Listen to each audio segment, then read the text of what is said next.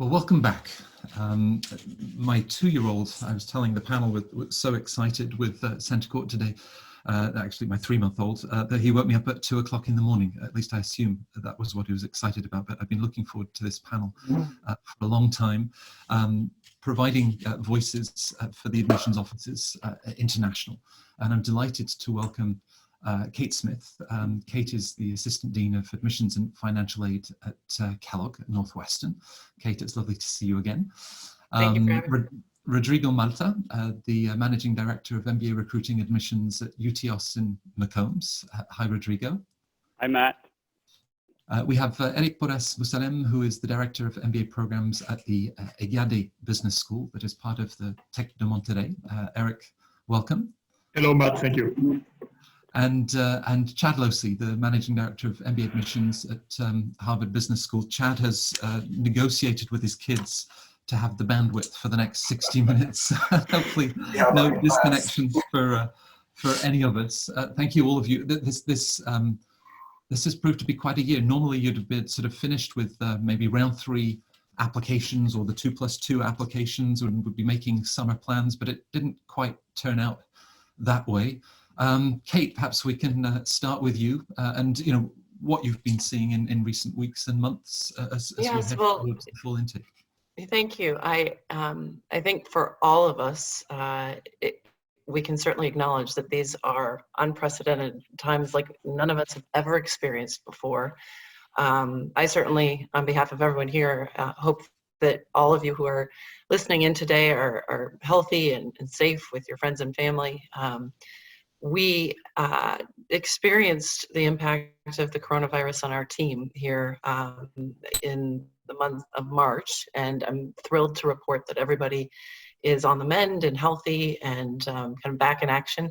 But to just acknowledge how this can be a really uncertain and unfamiliar situation for everyone. So we've all converted to working from home. I'm coming to you from my home, just 10 minutes from our Kellogg campus in Evanston. And we're working virtually, as I think everyone is.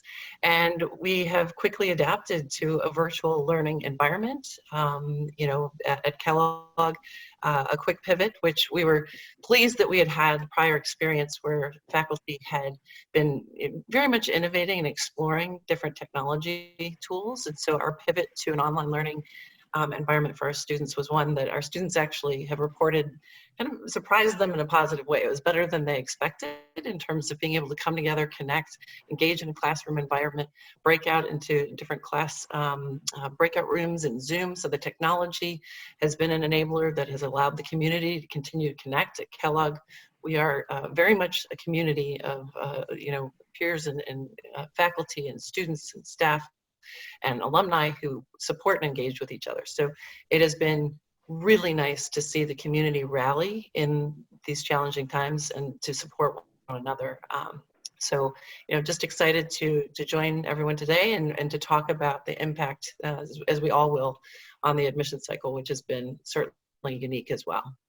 Right. Kate, even in a typical year, of course, you receive thousands of applications, lots of individual stories, and understanding their personal motivations. This year has required a level of empathy, flexibility as you go through. So perhaps just take us through. We were had the first hints after round 2 and the need to now organize Skype video interviews. Of course, Kellogg is very proactive with interviewing applicants.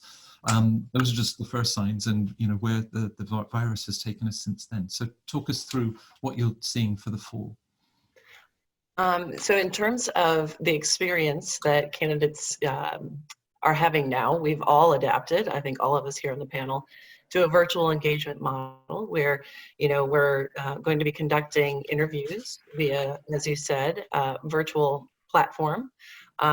We'll be able to, we've offered and created virtual class visit opportunities that kind of replicate the campus visit experience that we typically would host thousands of interested candidates to our campus over the course of the year. And so we, until we're allowed to return to an in-place model, are prepared to welcome students to virtual campus visits. We have a virtual campus tour. As you prepare for the application journey, you can engage, I think, in all the ways that we've always encouraged applicants to engage. Kellogg is a very connected community, and very responsive to those who are interested in learning about it. So if you are interested in learning more about Kellogg, you can reach out to us at the admissions office, or if you have anyone in your personal network that you can connect with, a current student, alumni, really that we have offered virtual tools for you to learn about the Kellogg experience at our on our website with our virtual tours and other virtual engagement formats. But you can also seek to engage in dialogue, just picking up the phone in the old-fashioned way, or getting on a Zoom call and talking to an alum or a current student who has always been very interested in sharing their experiences with candidates. So as you're considering applying to business school this fall, while we are facing this uncertainty and these new challenges, I think that the core of what we offer to students and our community engagement is as vibrant as ever. And you should feel very encouraged and enabled to opt into these experiences as you're exploring the schools you're interested in.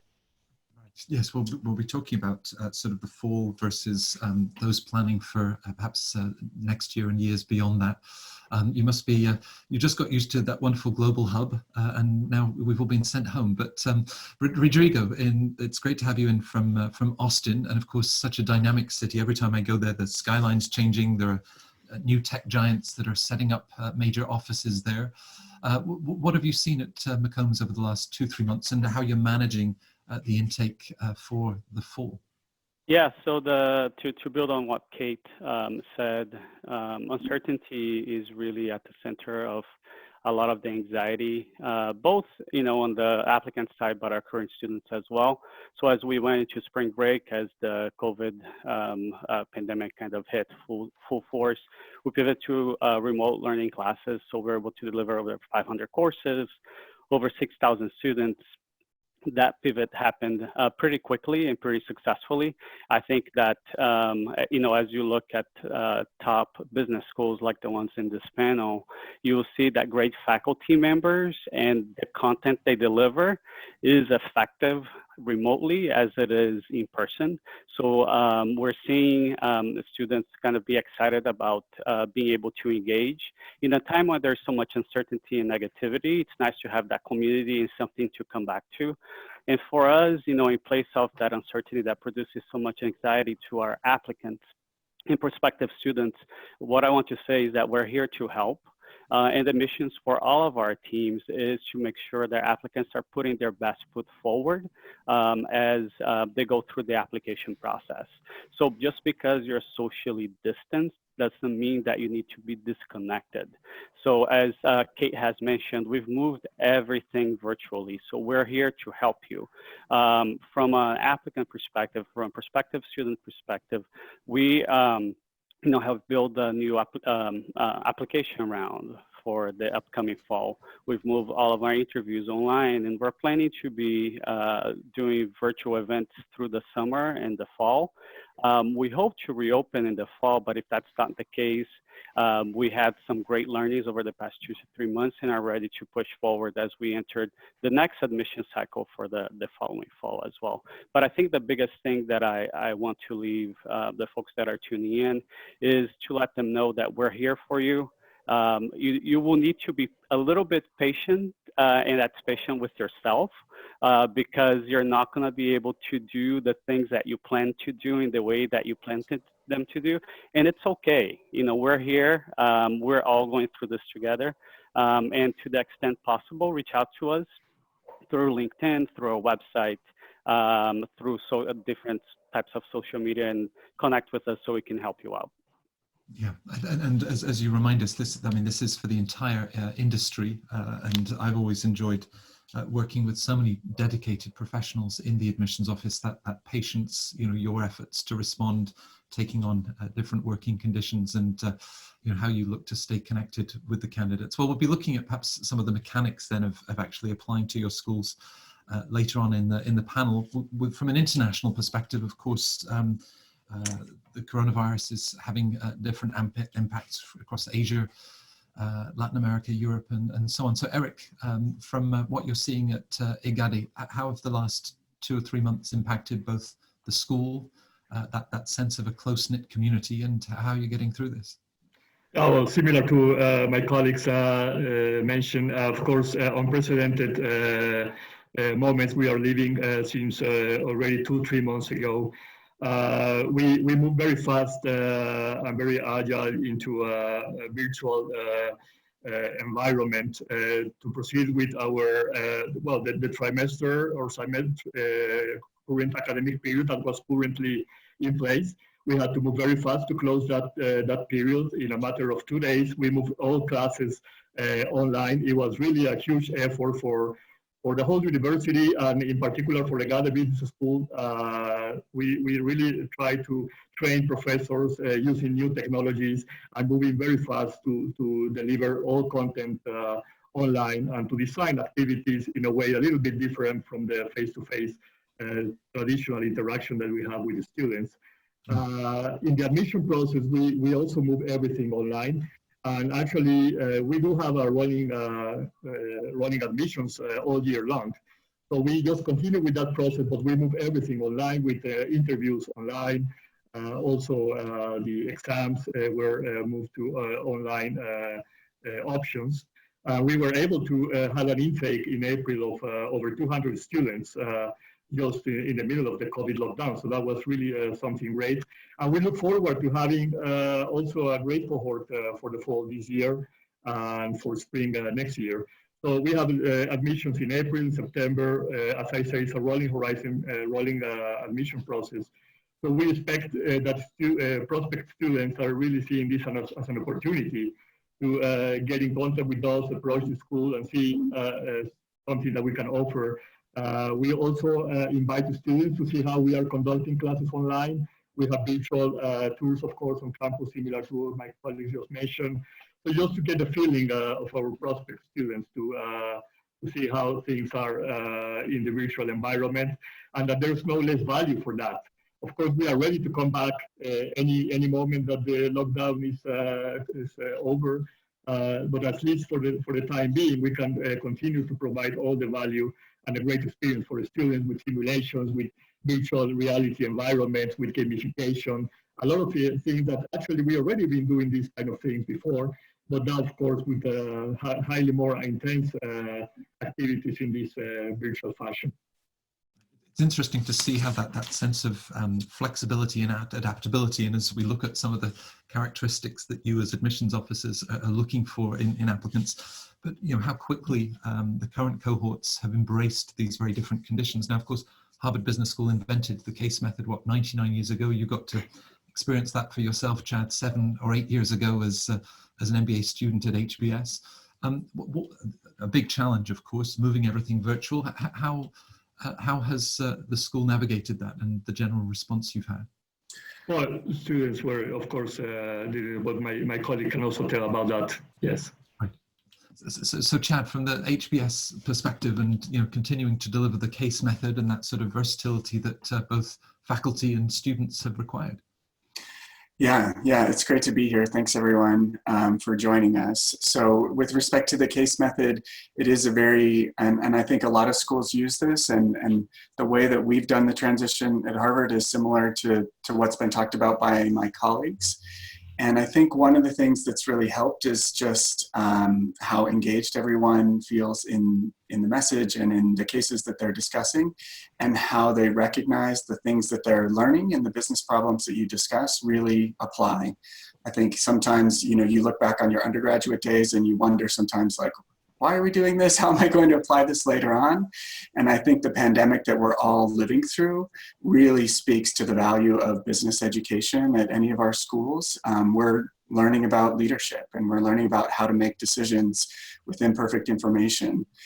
That's a lot. There's a lot of that going around right now. And I think what our students are practicing every day in our classrooms is business problems that don't have black and white answers, but you have to sort of listen very intently to other people's perspectives and try to take the best decision. And so I've been really, in addition to what my colleagues have talked about, I've been really impressed by what MBA students around the world have been doing to try to contribute to the ongoing crisis and to try to address it. So at Harvard, some of our students are, there's a group of them that put together an organization called Livelihood that is delivering things to people who are in lockdown that can't get out, that are vulnerable.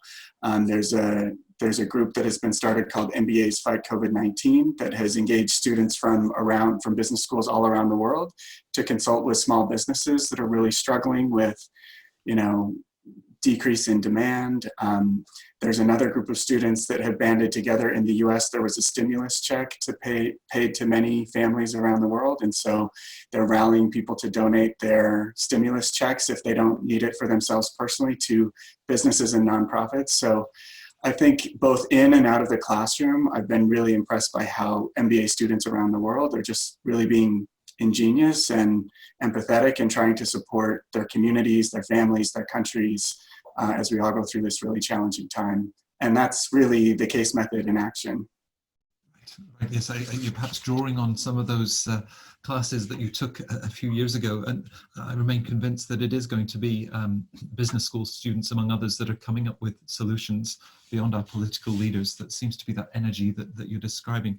Now, of course, with what you're describing and that adapting to the current conditions, that has also had an impact for all of you on the intake for the fall of 2020, and we certainly have many viewers, with questions about that. Should I now throw my hat into the ring? We used to talk, should it be GMAT or GRE? Now we're talking about, should it be at home versus waiting for test centres to open? Perhaps, Chad, just with that sense of a leap of faith.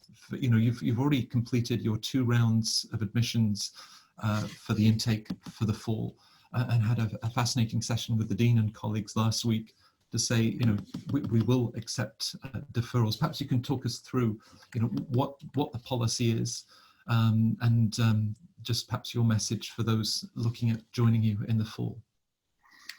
Yeah, so this year, I think every school has to respond differently. I think we tried to look at a different range of things to support students coming in. And what we felt just fit best for us and for our community was to allow people to defer. Which means that the students who were admitted in round 1 or round 2 are able to let us know if they would like to defer to a future year of admission. One of the things that we said is, although we're open to a deferral and anyone can request it, we were very upfront and transparent that we may not be able to accommodate everyone in 1 year's time. So we'll be spreading those deferrals over the next 2 years, depending on how many deferral requests come in later this month. And we did that with an eye toward the people who are applying in the future year.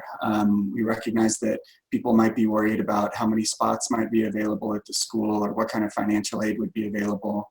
So we're committed, we have a need-based financial aid policy. We're committed to that and to supporting current students and future students at the same levels of support based on their need.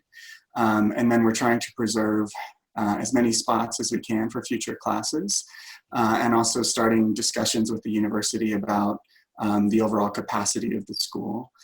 So we're trying to do right. I don't think there's any easy decisions that any of us are facing now at home or at work or anywhere.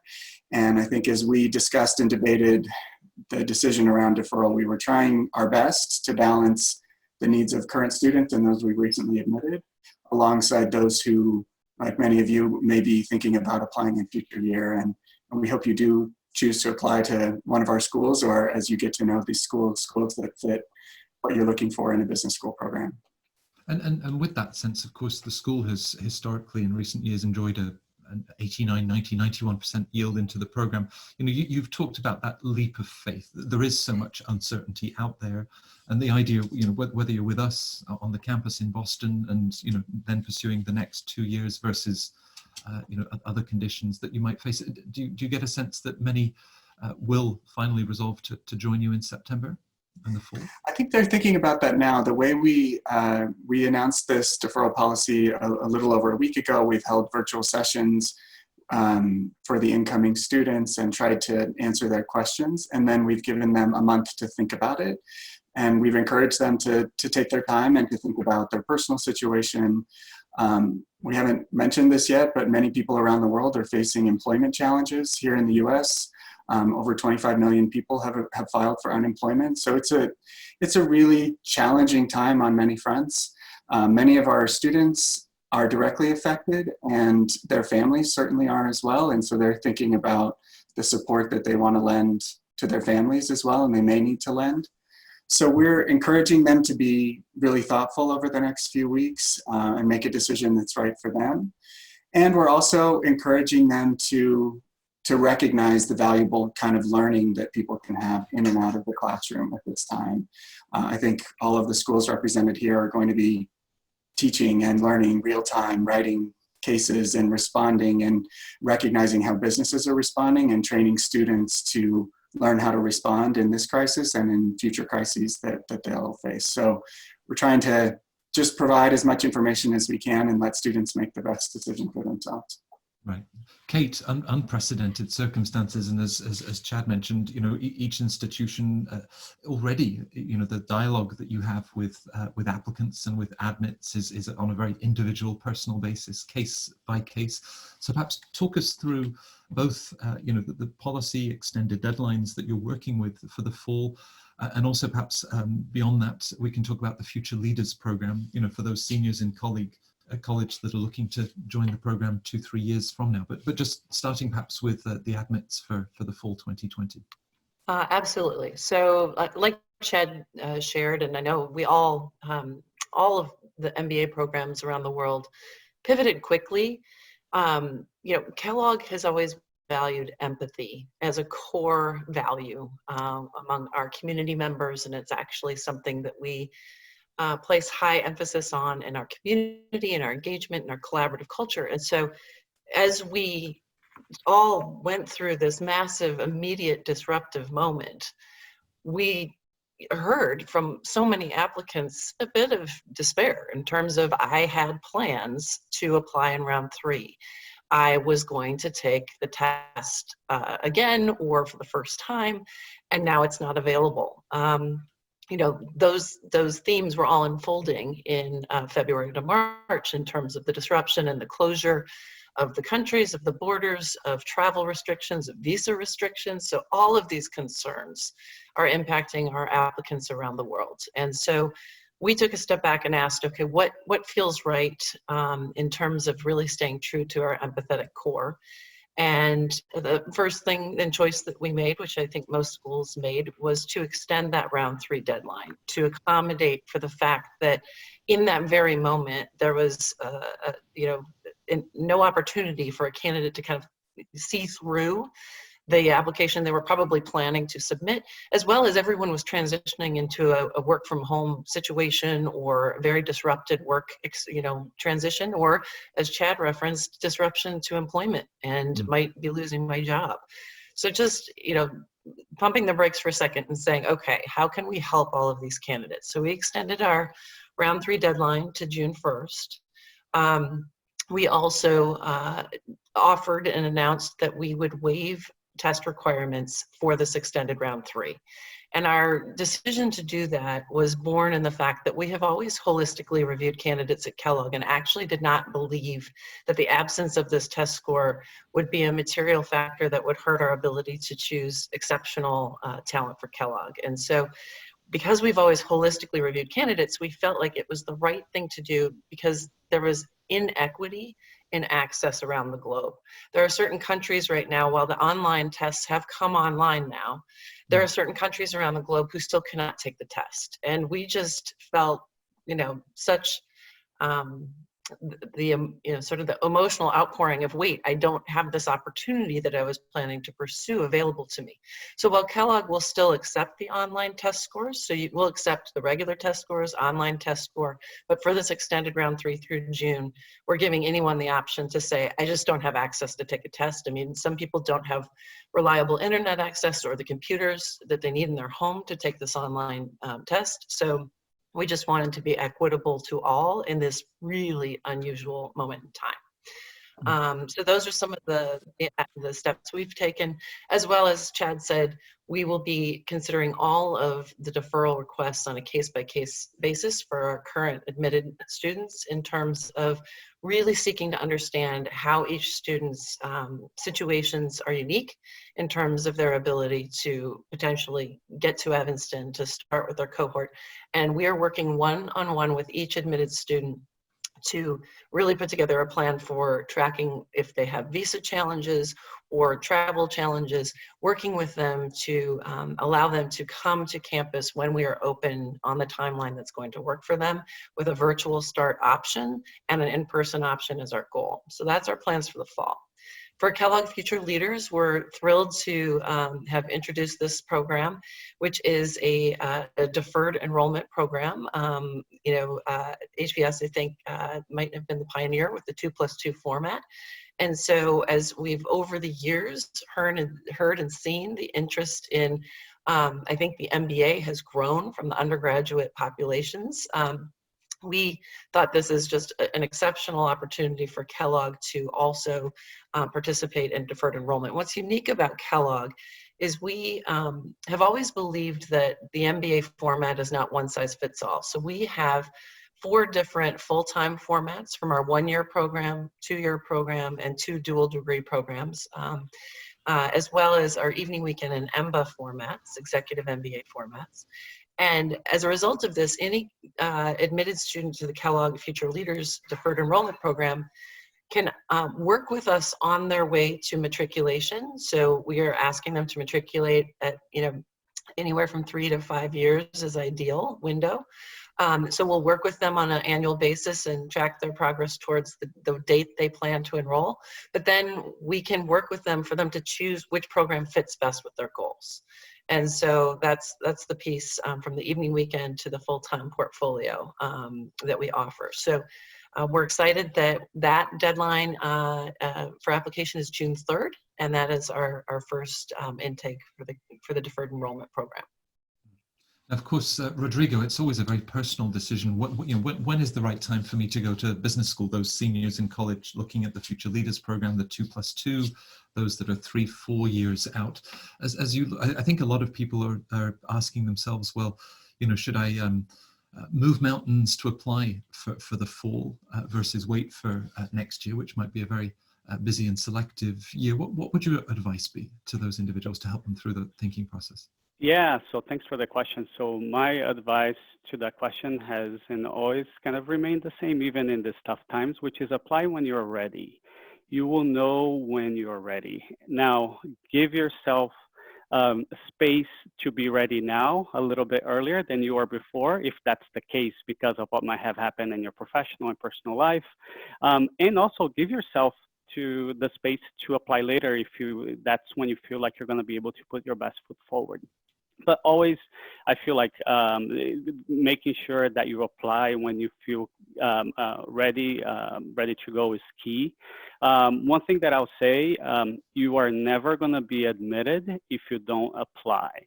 So putting your name in the hat and being vulnerable is really big. So all of the schools on this panel and top business schools around the world appreciate reapplicants. Folks that have maybe taken a shot at it and not been admitted and then come back with a stronger application, listening to the advice of our admissions officers, students, and alumni. So it does not hurt to put yourself out there and give it a try, but do it when you feel ready, right? And we're here to help you. We're here to support you along the way, if it's applying now for entry this coming fall or the future entry points as well. And for those that do decide that now is the right time, given external factors and the conditions put together, again, how do you show that sort of understanding of the current context, whether it's the provision of online tests? Some people are struggling even, with the idea of home-based testing for GMAT and GRE. Reaching out to recommenders, they might need transcripts. So many factors. What would your advice or reassurance be, perhaps, over the coming weeks? So at Texas McCombs, we have extended the deadline for entry in the fall. We also have a test exception petition that you can submit to possibly waive the test requirements in the application, depending on the different situations.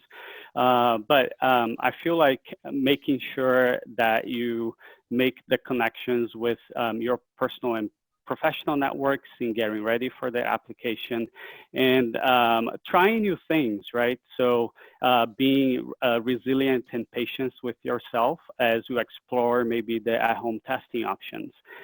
Writing an essay in a house that is alive with little ones, furry ones, significant others working in the room next doors and conference calls all day is very different than going into a library and writing your essays. But be patient with yourself, be resilient, and put that best foot forward. Most of the schools in the panel, if not all, and most top business schools do have an interview component to the application, and that is a great time for the applicants to come and be really transparent in the situation that they face as it applies to business school. So there is going to be space in the application for you to tell your story. And guess what? Everybody's story is going to be impacted by what happened in the past couple months. It happened to everyone, and how you react to it is the only thing you can control. And as admissions officers, we're really excited to hear what that story is like. Right. Rodrigo speaks to resilience and thoughtfulness. Eric, from one of the top international business schools perspectives, as you look at the characteristics that you like to see in any application, whether it's this year, next year, or future years, what sort of guidance or advice would you share for those that are looking to apply to EGADE? Thank you, Matt. Yeah, of course, we are passing through difficult times, and we expect all prospective students to get to know our school, EGADE Business School, what we have to offer. But also we want to have, of course, onboard leaders, prospect leaders who are really aligned with our own mission. So we look for leaders who really have this transformational mindset, who want to really make an impact in society. Not only, for example, making impacts for corporate business, for create new businesses. So what we call the large idea of having omnipreneurial business leaders, going from startups, making maybe innovations also in corporate environments and so on.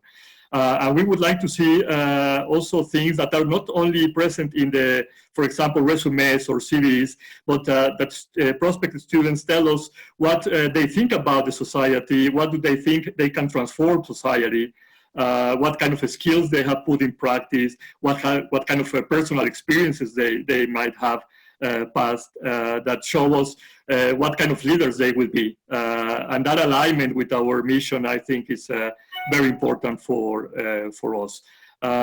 So the share value, creating this share value for not only the small stakeholders, but the stakeholders at large in our society, that kind of vision is important for EGADE.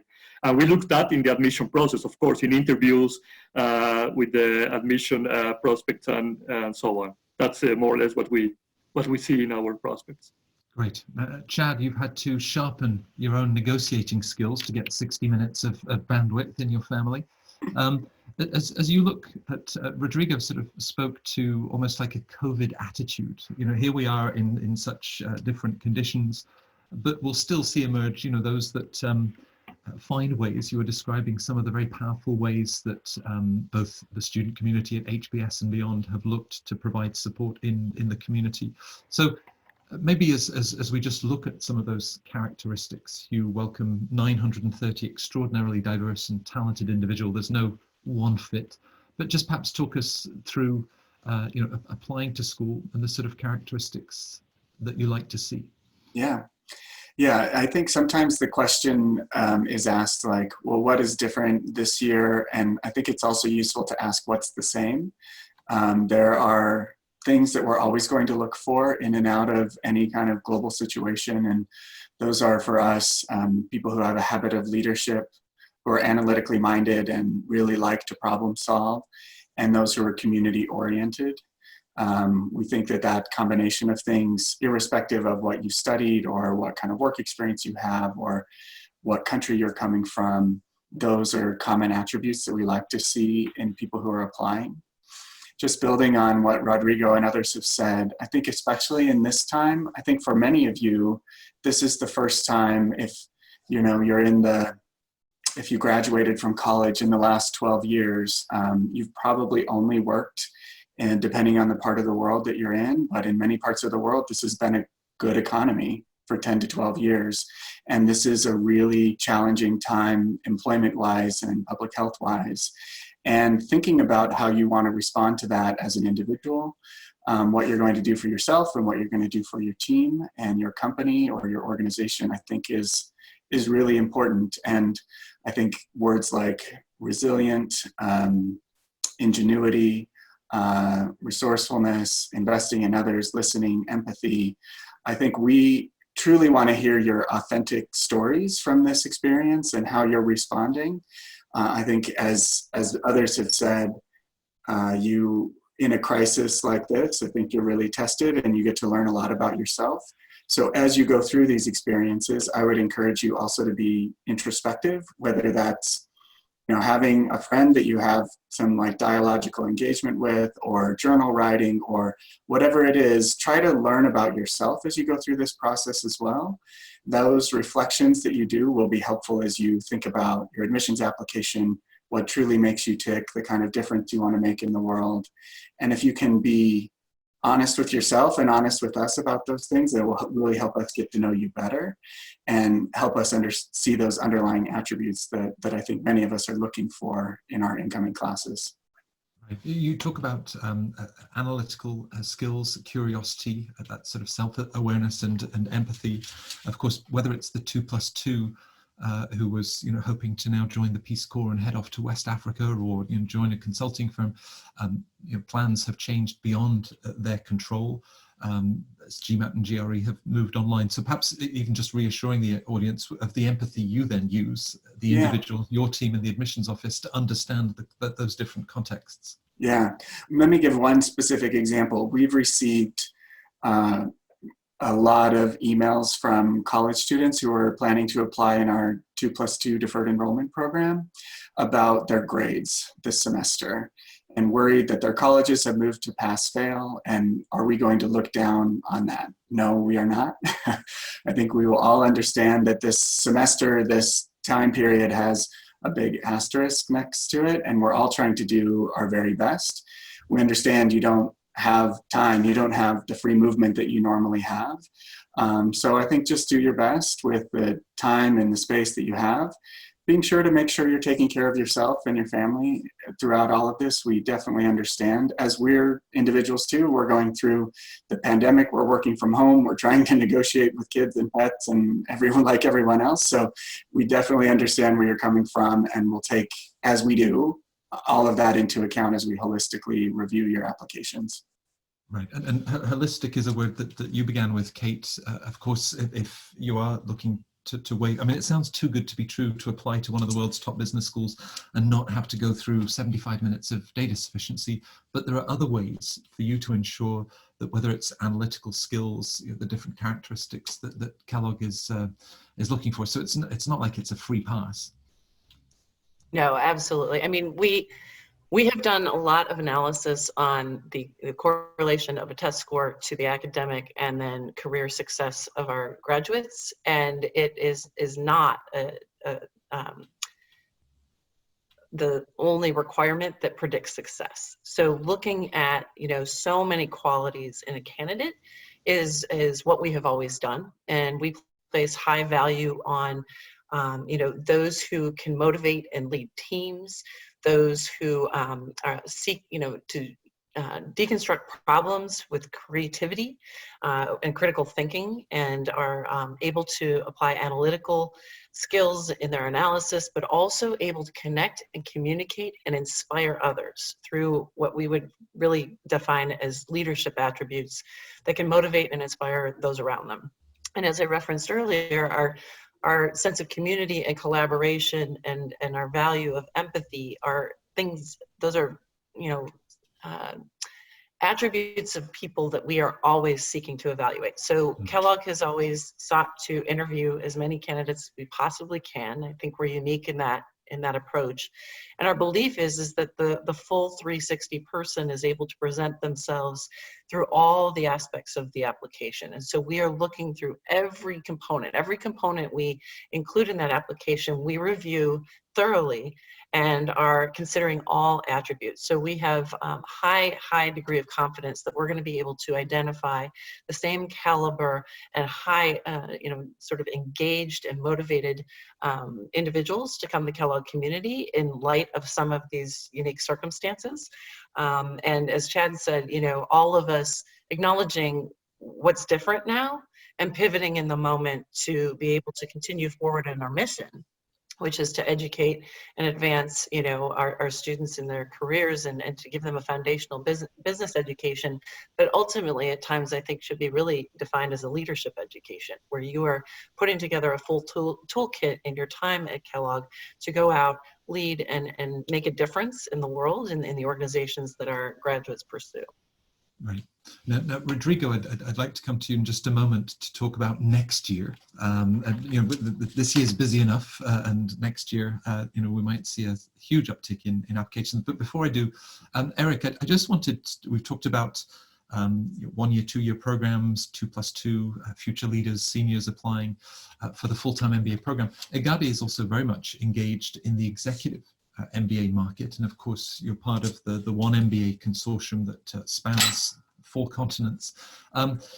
Again, understanding people's conditions. They may have thought that they were going to be company sponsored going into the EMBA.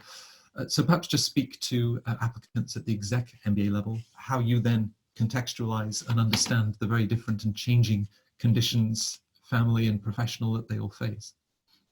Thank you, Matt. Yeah, this is a very important question, Matt, because of course, not all prospect students, not all our applicants are in the same moment in their career path, in their level of seniority, for example. So we understand that, of course, as one of my colleagues was saying, we don't think that one MBA fits all size for our students, prospect students. So we have different MBA programs. The full-time MBA, of course, is for students who have just maybe 3 or 4 years of experience, but for more senior advanced prospects, we do have 2 executive MBA programs, the One MBA and Executive MBA that we have in partnership with the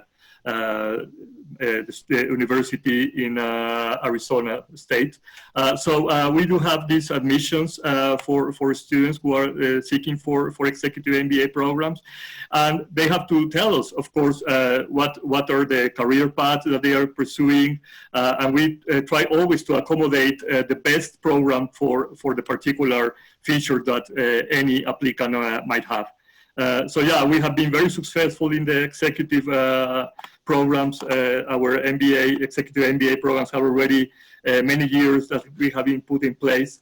And this is a great part of our, I think, strength for the EGADE Business School, that we can offer different options for students seeking for MBA education, not only one type of program.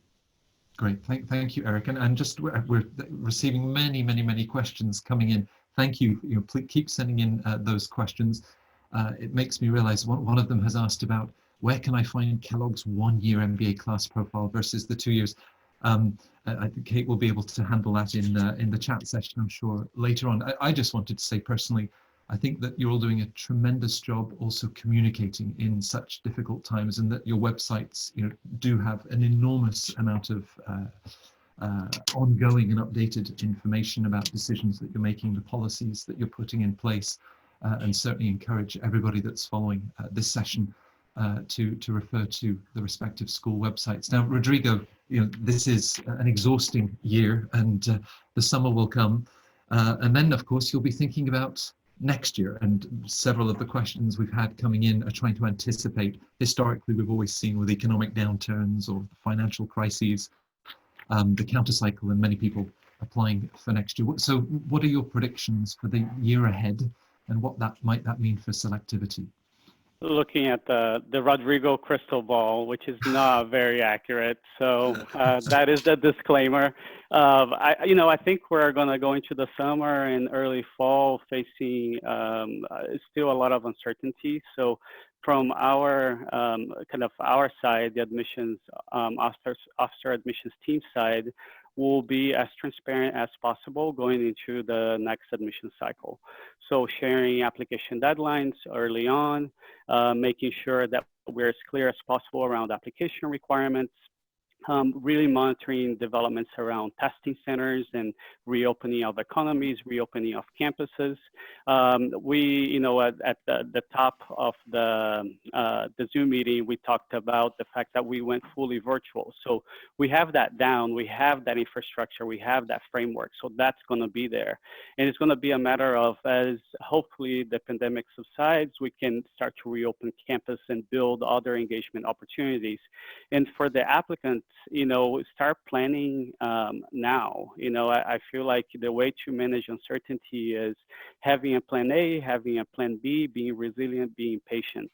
And you can do that right now. So our application requirements we'll continue to share with you. I don't foresee the major changes, anticipating test center reopening coming up soon. So it's a matter of preparing and again applying when you feel the most ready.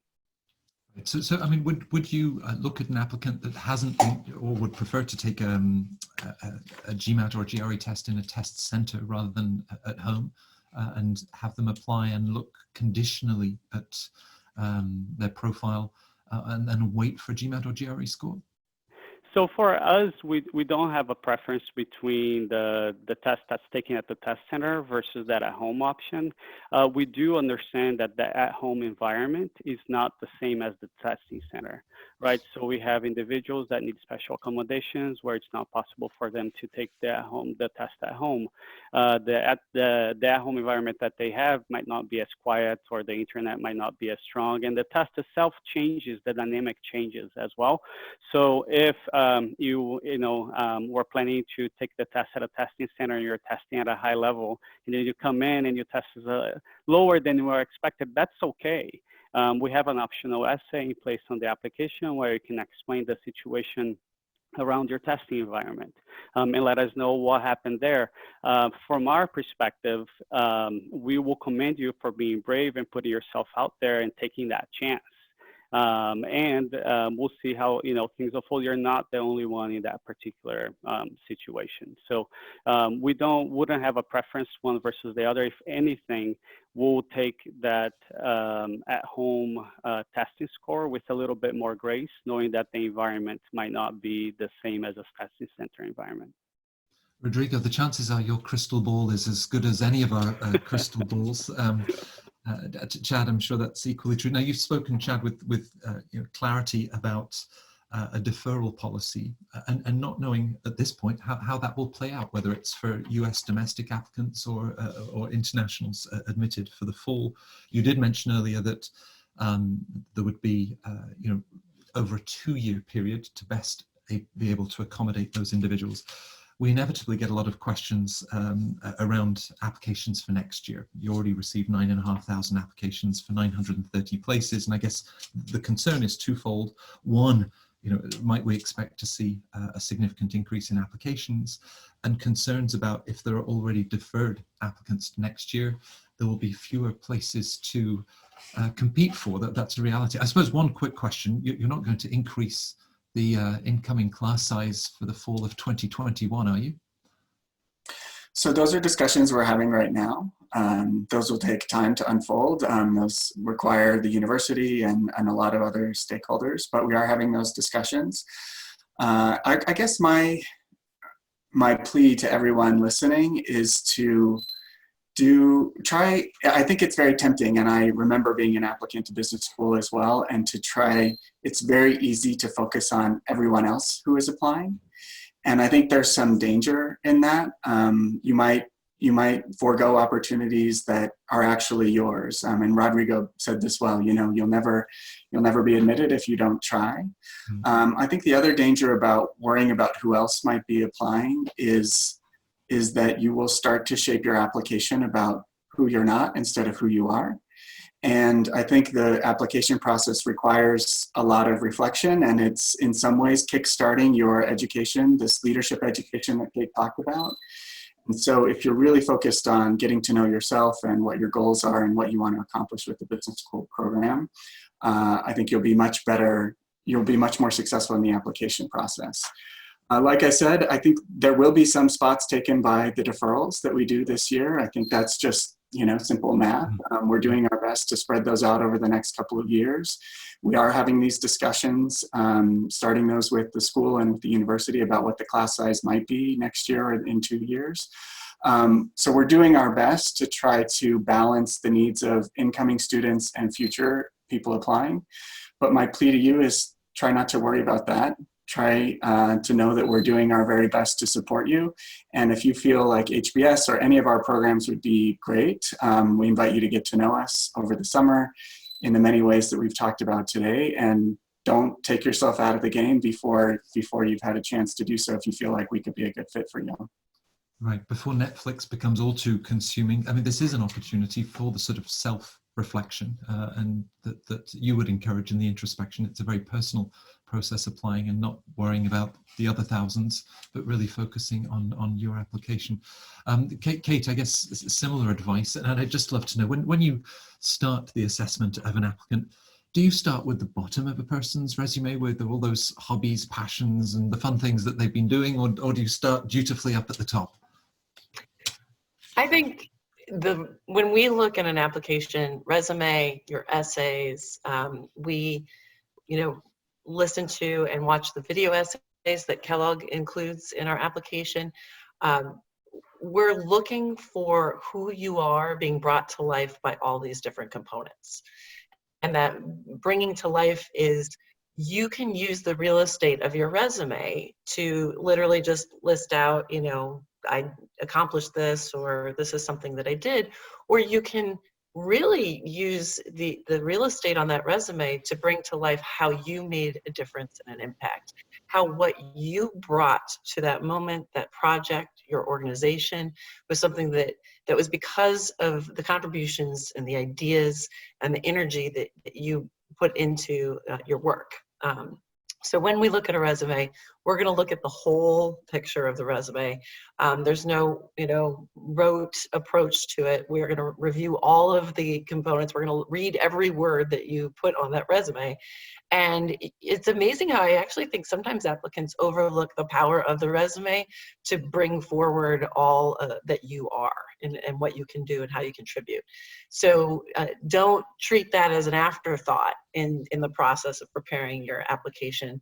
But, and also even many of us have like short answer responses where we're looking for maybe career aspirations or something you're most proud of that you've accomplished. I mean, I've seen a whole variety of different questions asked by all these great programs. Earlier, you heard my colleagues reference the reflection process. Take the time, whether you're going to write down and really be thoughtful about where you want to go, why you want to pursue an MBA, what you would bring to a program, and allow those aspects to be woven throughout the application. So when you're thinking about the interview, when you're thinking about the resume and your essays, all of those come together. And sometimes I encourage candidates to think about, is there an aspect that I could showcase best through this answer or this vehicle in the application? So it's like taking a step back and thinking about what would you want an admissions committee to know about you? And as Chad said, really thinking about you in the process, not everyone else. So that was great advice. And I think all of us are very holistic in looking at our candidates in our review process. So hopefully that's helpful as candidates think about putting all the pieces together. It's a great place to start. Eric, as our non-US school on the panel, we have an audience from over 80 countries. And the idea of using the MBA to gain that sort of international experience at a top school. I mean, you explained that at Tec de Monterrey, you have over 1 million alumni. So there's an extraordinary network in Mexico and beyond. For international applicants, is there a characteristic that you look for, that taking that leap some sense of going out of their comfort zone because they're looking to study outside of their country. Is that something that you look for or that you pick up in applications? Yeah, well, first mention, Matt, that we indeed we are a Latin American business school. I think we are a leader in the business education in Latin America. So we always see ourselves as a how you say way to promote leadership in the region. But nonetheless, we see ourselves as an international school. As you mentioned, we are proudly part of the Global Network for Advanced Management, together with Yale School of Management and 30 other schools around the world, the globe. So we do offer a Latin American perspective of businesses, but with the impact for other parts of the world as well. So yeah, we look for people who are really trying to make a difference in the business environment. This idea to look for something else that they can really make an impact with certain features in the business environment, and not only look at the very narrow CV perspective, so to say. So a little bit of what Kate was mentioning, we do really have a holistic approach to in our admission process. And the CV, the essays are one part of it, but we have, for example, the interviews. Interviews are very important for us because we get to know the candidate on a much personal level. I personally interview a lot of our MBA candidates as an MBA director. So I always look for the commitment that they have to really make an impact, a change in the environment, in their businesses they are working, and so on. So for our international students, I think we do have interesting programs. The full-time MBA program is fully in English. Both of our executive MBA programs that I was mentioning before, the one that we have with Arizona State School, WP Carey, is also in English, and the one MBA program, which is a consortium of 5 universities around the world, EGADE included. And we have a rolling horizon, admissions process. So for January, for example, we have admissions for the WP Carey dual program with the EGADE Business School. For the one MBA program, we also have admissions for this fall. So yeah, we invite all of our prospect students to get to know the school better. After this panel ends, we do have a chat with the EGADE business after the panel. So we invite all of our applicants or prospects to get to know the school better and what we have to offer to them. Great. Well, thank you. That's a nice reminder that on the Hoover application, you'll be able to chat with some of our panelists from this session. Just perhaps one final word. Kate talked about a resume being more than just a reductive chronological exercise, bullet points. Rodrigo, showing impact. Is there one area of the application that you feel is either overlooked or, again, a tremendous opportunity for an individual to share their very personal experience and their voice? Yeah, be ready for the interview, right? So oftentimes applicants focus on that application deadline and hitting that submit button on the application and being, I'm done. It's like, not yet. Right, the interview is such an integral part of everything that we do, and where you really truly come alive to the interviewer. So be ready, and be ready, of course, with strong examples of professional and personal experiences that you want to share, that you really augment everything that you bring out in the application, but also be ready with good questions. So you're not only being interviewed, you're interviewing the schools that you are interacting with. So adjusting the questions that you have based on the interviewer. So some schools use current students, other alums, other admissions officers. So do a little bit of research and have really great questions to ask during the interview, because that will help you really stand out from the pack.